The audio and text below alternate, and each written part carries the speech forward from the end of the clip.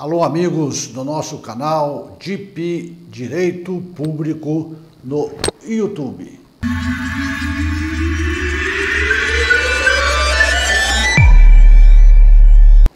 O assunto que eu trago para vocês hoje é de interesse do servidor público, daquele servidor público efetivo, daquele que ingressou no serviço público mediante concurso público. O assunto que eu coloquei para vocês aí na tela é o seguinte: servidor público é empresário, é possível? Para fazer uma análise deste tema, nós vamos examinar neste vídeo duas leis. Uma que é a Lei 8.112 de 1990, que é o Estatuto do Servidor Público, ou regime jurídico, do servidor público da União. A Lei 8.112 de 1990, aquela que trata do Estatuto ou do regime jurídico do servidor público federal. E a outra lei é o Código Civil. Então vamos começar primeiro para a gente poder entender a situação, para ver se o servidor público pode ter empresa, pode ser titular de empresa. Vamos examinar primeiro a Lei 8.112, qual é o conceito que ela traz para nós de servidor público. É um conceito muito simples, previsto no seu artigo 2º. O artigo 2º dessa Lei Federal 8.112 diz que servidor público é a pessoa legalmente investida em cargo público. Ou seja, nós estamos tratando aqui daquele servidor que ingressou no serviço público, que tem um cargo no serviço público, que a origem foi através do concurso público. Agora, é o seguinte, vamos ao Código Civil para a gente ter o conceito de empresário. Nós já vimos, então, um conceito simples aí de servidor público, que é a pessoa legalmente investida em cargo público. O artigo 2º da Lei 8.112 de 1990. E sobre o empresário, o conceito de empresário, vamos ver o que tem de previsão nesse sentido no Código Civil brasileiro. Então, no artigo 966 do Código Civil, nós temos o seguinte: considera-se empresário quem exerce profissionalmente atividade econômica organizada para a produção ou a circulação de bens ou serviços. Então, o artigo 966 traz esse conceito de empresário. E o artigo 972, também do Código Civil, diz o seguinte: podem exercer atividade de empresário os que estiverem em pleno gozo da sua capacidade civil e não forem legalmente impedidos. Ou seja, pode exercer o comércio aquelas pessoas que estiverem em pleno gozo de sua capacidade civil e desde que, estando diante da sua capacidade civil plena, não esteja impedido por outras normas para o exercício da atividade empresarial. E o artigo 117 do Estatuto Federal do Regime Jurídico dos Servidores da União, eu falo aqui do Estatuto Federal, e comentando sobre, levando para o campo do municipal, porque nós não temos aqui o estatuto de cada município, né? Nem teria como comentar, porque de um para o outro pode ter alguma pequena diferença. Mas a regra geral é o que está no federal, que é reproduzido no regime jurídico dos servidores de cada município. Então, o artigo 812 de 1990, vocês viram que nós colocamos, ou já pontuamos para vocês, que aquele indivíduo, aquela pessoa que estiver em pleno gozo de sua capacidade civil, pode exercer o comércio, desde que não estejam impedidos. Agora vamos ver o que diz o artigo 117 dessa mesma Lei Federal 8.112 de 1990. O artigo 117 diz o seguinte: ao servidor é proibido, então vai encaixar naquelas pessoas que estão impedidos. Se está proibido é porque ele está impedido, o servidor. Então diz a lei federal e as leis municipais repetem isso, que ao servidor é proibido Inciso 10 do artigo 117. Participar de gerência ou administração de sociedade privada, personificada ou não personificada, exercer o comércio, exceto.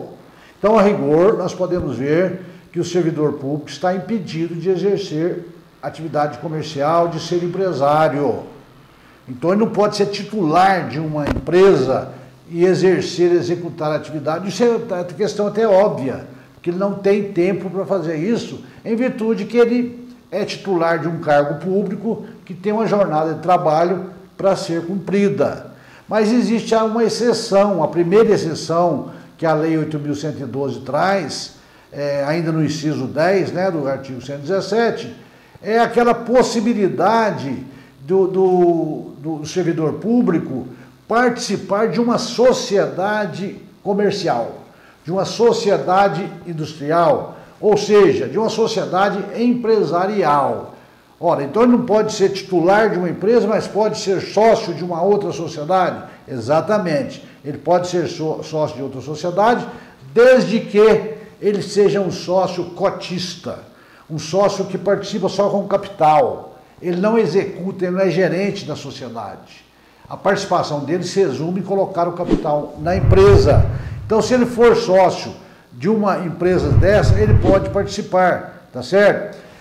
Como acionista de sociedade anônima também ele pode participar, desde que ele não tenha gerência, não participe de gerência da sociedade anônima, ou até empresa, chamada de empresa por comandita, né, onde ele é comanditário, ele pode participar também. Essas empresas são pouco utilizadas, né, no Brasil, mas existe previsão dessas empresas, que são aquelas, da mesma forma que ele participa com capital, mas com algumas diferenças, como, por exemplo, a sociedade empresarial que eu participo pode ser sócia de uma outra empresa por comandita. Essa empresa tem esse nome. Então, é só para ilustrar, para vocês saberem que nessas possibilidades, o servidor pode ser empresário. Quando ele é cotista de uma sociedade comercial, quando ele é acionista de uma sociedade anônima, ou quando ele participa como sócio numa sociedade por comandita, tá? Então, nessas hipóteses, ele pode, desde que ele não seja gerente. Por exemplo, existe uma sociedade comercial de material de construção. São 5 sócios, comigo 6, que sou servidor público. Os 5 trabalham e exercem atividade ali, eu só entro com capital para a formação dessa empresa. Eu não executo, mas eu participo, sou sócio cotista, como posso ser sócio acionista e sócio também por participação em sociedades por comandita. Então, essas exceções existem. Fora disso, o servidor não pode participar de sociedade. E o parágrafo único do artigo 117 também traz algumas outras exceções, além dessas que eu falei. Diz o parágrafo único do artigo 117 da Lei Federal 8.112 que a vedação, ou seja, a proibição de que trata o inciso 10, que nós acabamos de falar, que ele não pode ser titular de uma empresa, não se aplica nos seguintes casos também, além desses que eu já falei para vocês, como participação em outras sociedades, como cotista. Então, aqui diz o seguinte, que ele também pode participar de outras empresas. Por exemplo, nos conselhos de administração e conselhos fiscais de empresas ou entidades em que a União detenha direta ou indiretamente participação no capital social. Trouxe essa possibilidade dele participar desses conselhos. Obviamente que em horário fora do seu expediente, que ele não seja gerente, ele pode exercer essas atividades. Em sociedade cooperativa, ele pode ser o quê? Um cooperado de uma sociedade cooperativa, assim como ele é cotista numa sociedade comercial. Então, ele pode ter as suas cotas numa cooperativa e participar dessa cooperativa, né? E pode também, aí é uma hipótese diferente, ter, vamos dizer assim, um outro emprego privado. Quando, em que oportunidade? Que eu já disse que ele não pode. Quando ele estiver de licença do município onde ele tem o cargo para tratar de assunto particular.